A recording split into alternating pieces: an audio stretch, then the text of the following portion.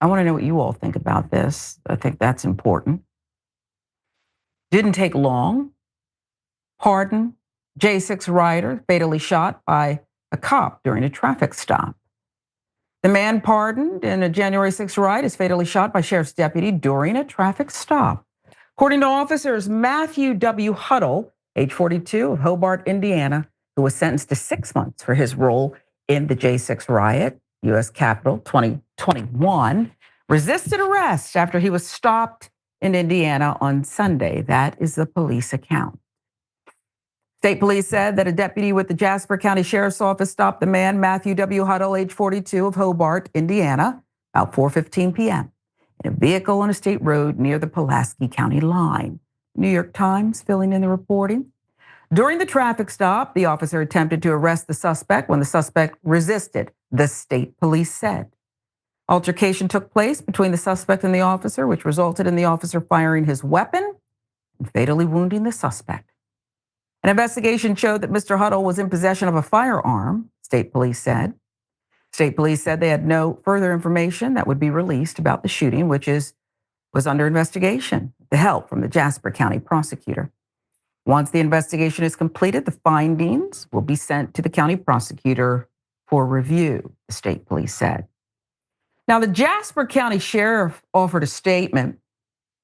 Jasper County Sheriff Patrick Williamson said that the deputy who shot Mr. Huttle had been placed on paid administrative leave following standard procedure. He said he would release the deputy's name once he had the approval of state police detectives.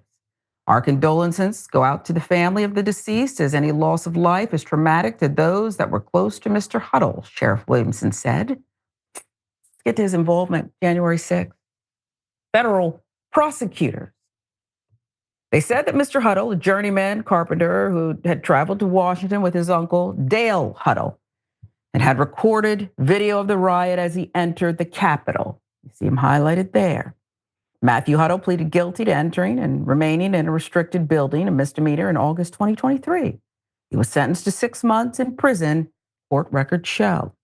Dale Huttle, who used a flagpole to assault law enforcement officers, pleaded guilty in December 2023 to felony count of assaulting, resisting, or impeding officers with a dangerous weapon, causing serious bodily injury.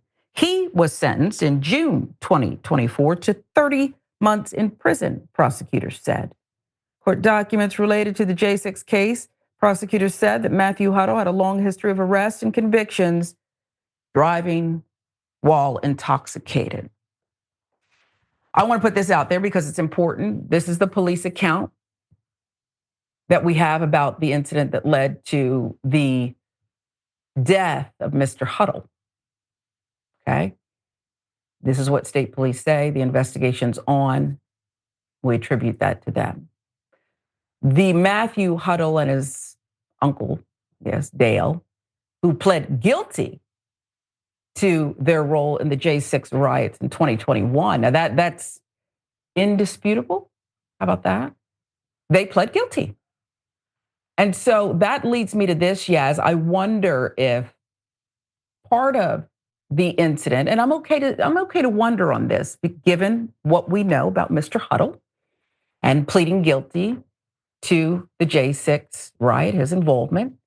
I wonder how much, if anything, that led to how he confronted the officer on that fateful day, right? Because what we know about so many of these rioters, and by the way, Dale, the uncle who got 30 months, 6 months or so ago, presumably is out as well. So I don't know that they learned their lesson when someone came in and said, day one, the first order of business is not lowering the price of eggs or helping women with health care. It is to release these criminals.